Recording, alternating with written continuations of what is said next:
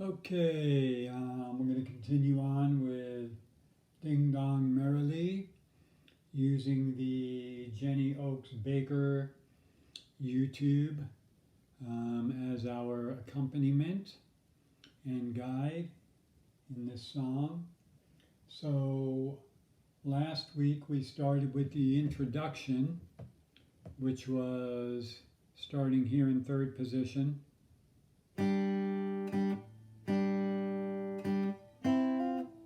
Down the first position, and then switching back.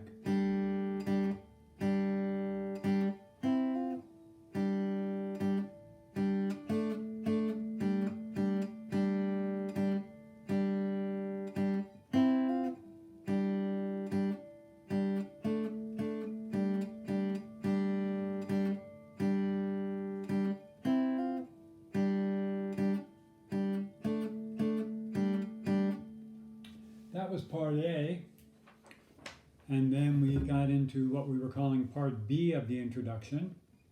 So we're playing that part, first part in third position, and then switching back to first position and staying there.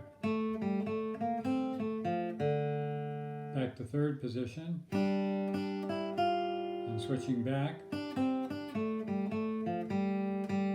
Playing part B twice.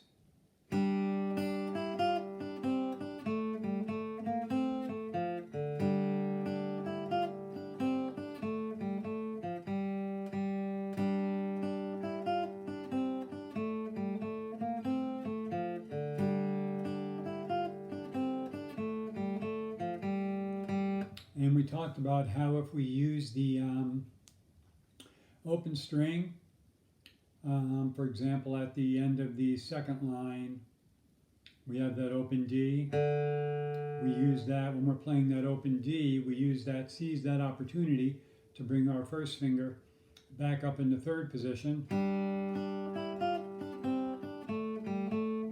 Then we have those two open G strings, and we use those to get our finger back into third position as we repeat part B.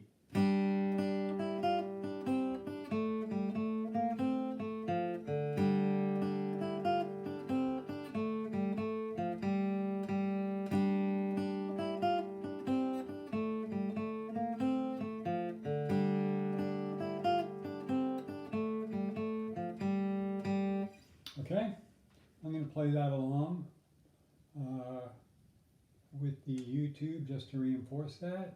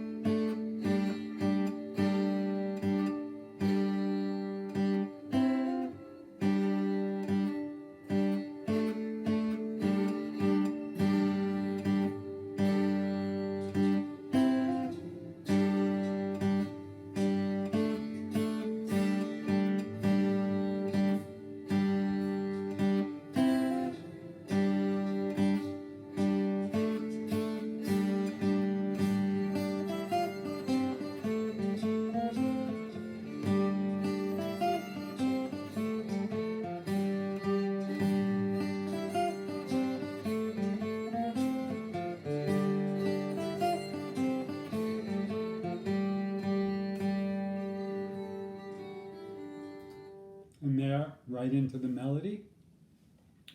Okay, so what we're going to do is talk about the rest of the melody, which we will just play in a single note fashion. And you'll see the Roman numeral 2 there on the tab, which means we want to be in second position, first finger on the second fret. And really the only thing that we want to pay attention to is switching back and forth between first and second position. So the melody begins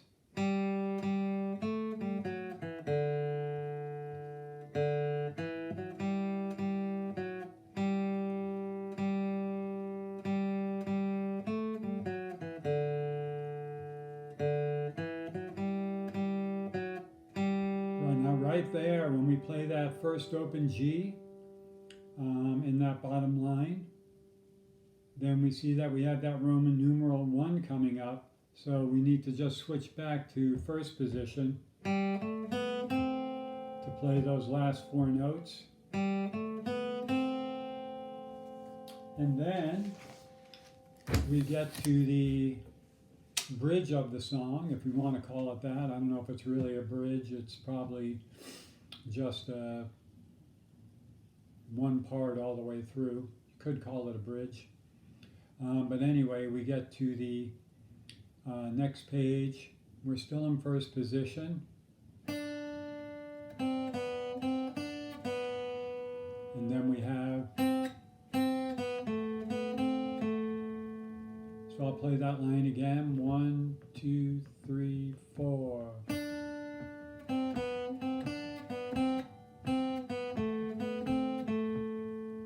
Get to the next line. We want to switch to second position. And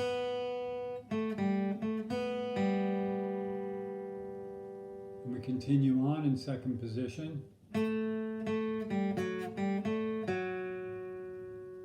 Staying in second position.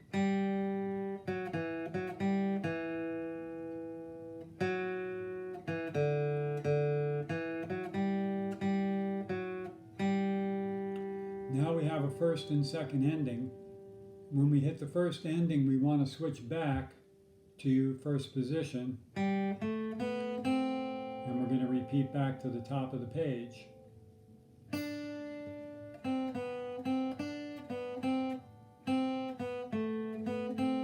Switching.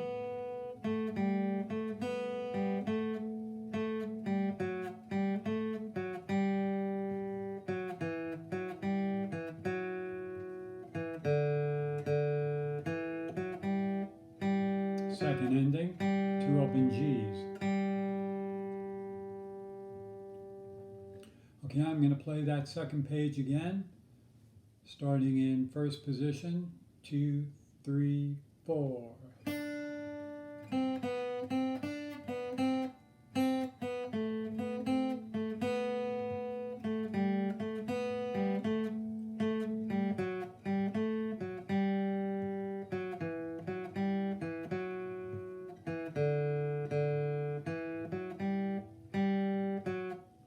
Switch back.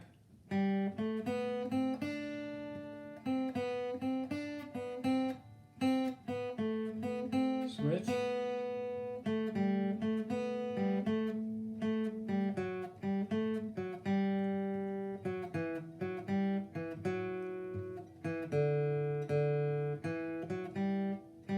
Second ending. Okay. I'm going to now go back and play the entire thing along with the YouTube. Wind this back here to about 107.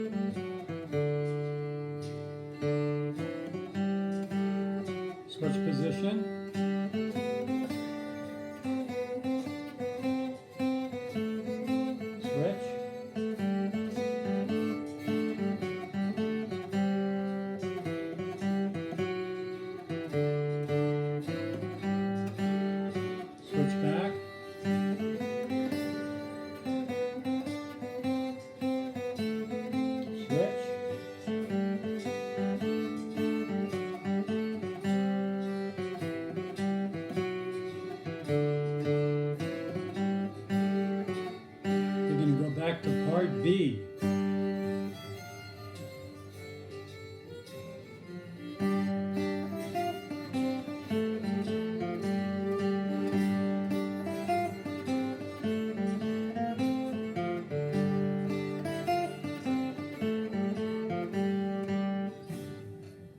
Then I have this little percussion interlude there.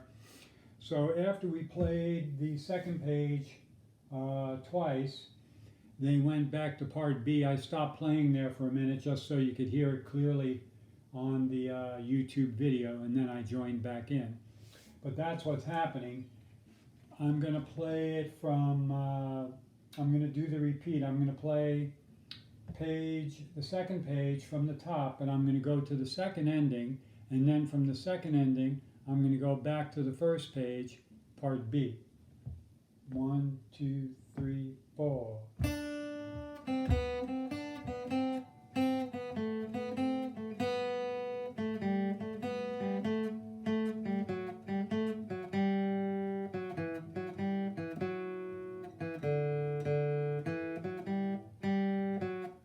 Back to part B.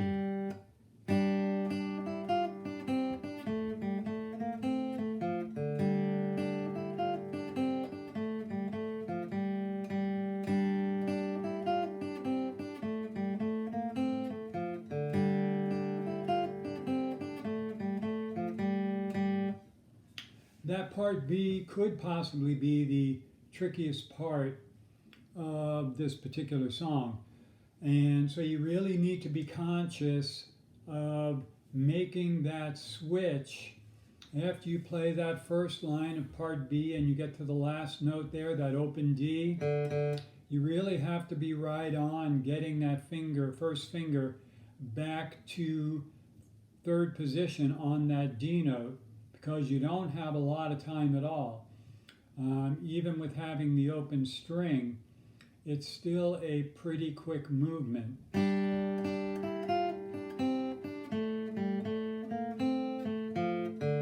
See, the second you hit that open D, you've got to bring that first finger right back up.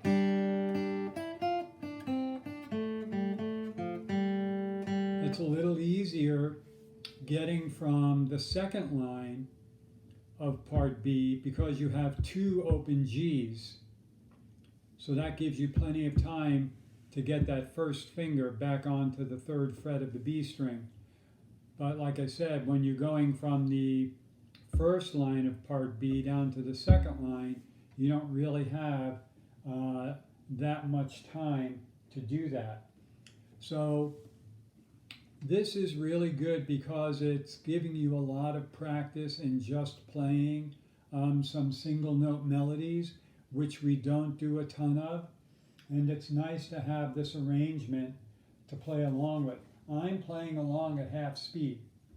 And that's probably where you should be with it. I'm going to play it one more time from 107 thereabouts. Just to give you a play along with me and Jenny Oakes here.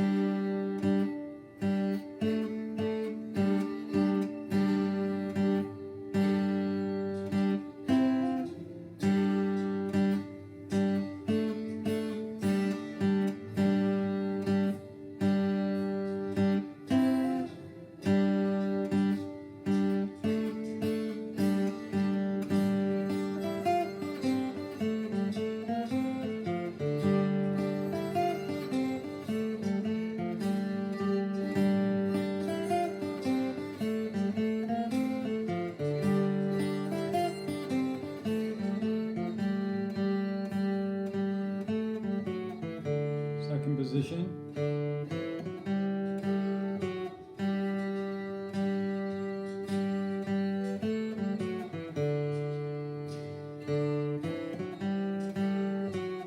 First.